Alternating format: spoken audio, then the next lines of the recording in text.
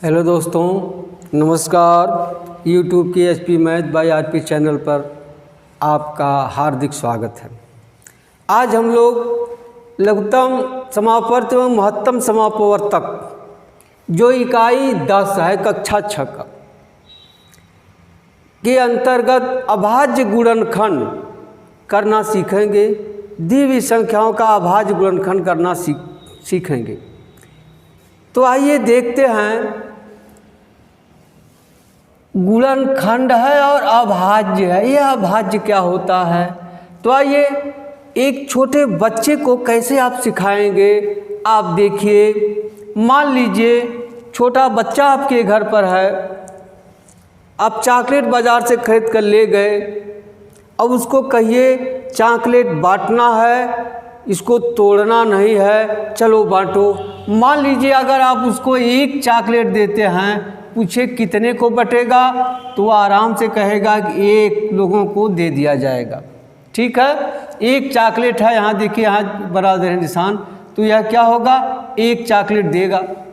अगर 2 चॉकलेट है तब, अगर मान लीजिए यहाँ 2 चॉकलेट है, तो वह कहेगा एक एक चॉकलेट हम 2 लोगों को बांट देंगे, या 2 चॉकलेट एक ही लोगों को बांट देंगे। देखिए, एक लोग को दे सकता है और 2 लोगों को दे सकता है, वह टूटेगा नहीं। मान लीजिए अगर 3 चॉकलेट है तो क्या कहेगा, एक एक चॉकलेट 3 लोगों को देगा, या तीनों एक ही लोगों को दे देगा, यानी एक को देगा और 3 लोगों को देगा। अगर 4 चॉकलेट है तो एक एक चॉकलेट, देखिए अब चॉकलेट नहीं बता रहे हैं, एक एक चॉकलेट 4 लोगों को बांट देगा, या 2-2 चॉकलेट 2 लोगों को बांट देगा, या एक एक चॉकलेट 4 लोगों को, या 4 चॉकलेट 1 लोगों को। ठीक है, एक एक चॉकलेट 4 लोगों को बांट सकता है।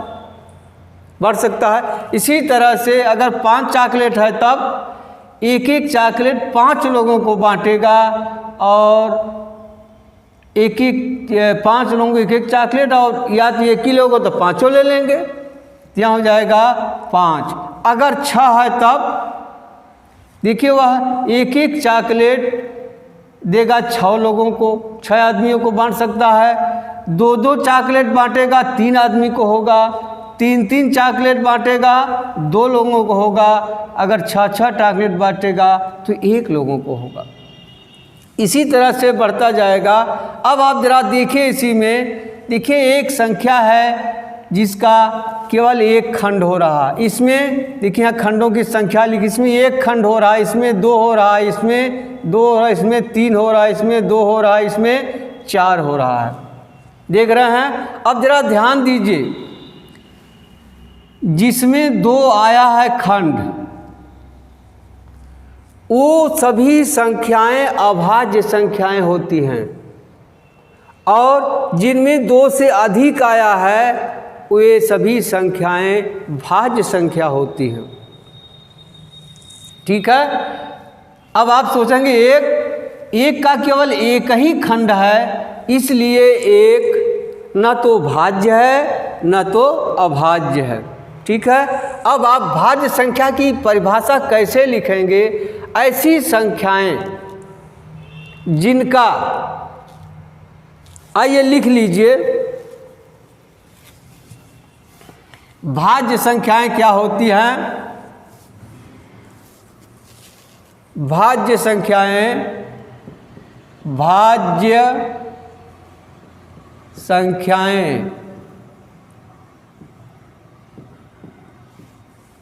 क्या होगी? ऐसी संख्याएं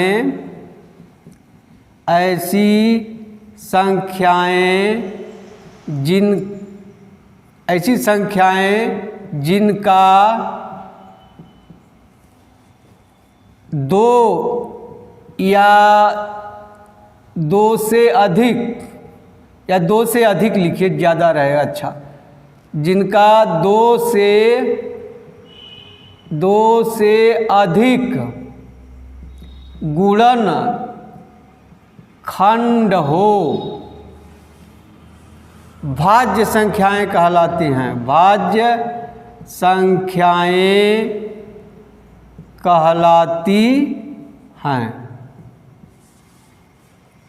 ठीक है, ऐसी संख्याएं जिनका 2 से अधिक गुणनखंड हो भाज्य संख्याएं कहलाती हैं।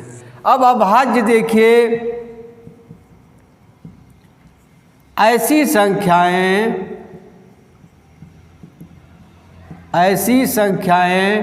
जिनका केवल 2 गुणनखंड हो, 2 गुणनखंड हो। अब क्वेश्चन में लिख लीजिए, जिनमें एक और स्वयं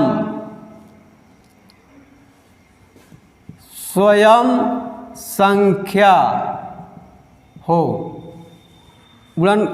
ऐसी संख्या है जिनका केवल 2 गुणनखंड हो, अभाज्य संख्याएं कहलाती हैं। अभाज्य संख्याएं कहलाती हैं।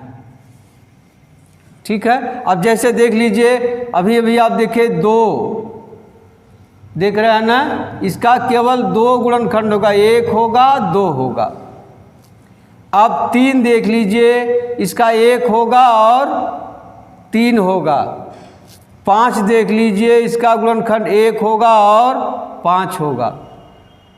ठीक है, अब जरा सा देखिए भाज्य में, भाज्य देखिए 6 है, इसका गुणनखंड क्या होगा, 1 होगा 2 होगा 3 होगा।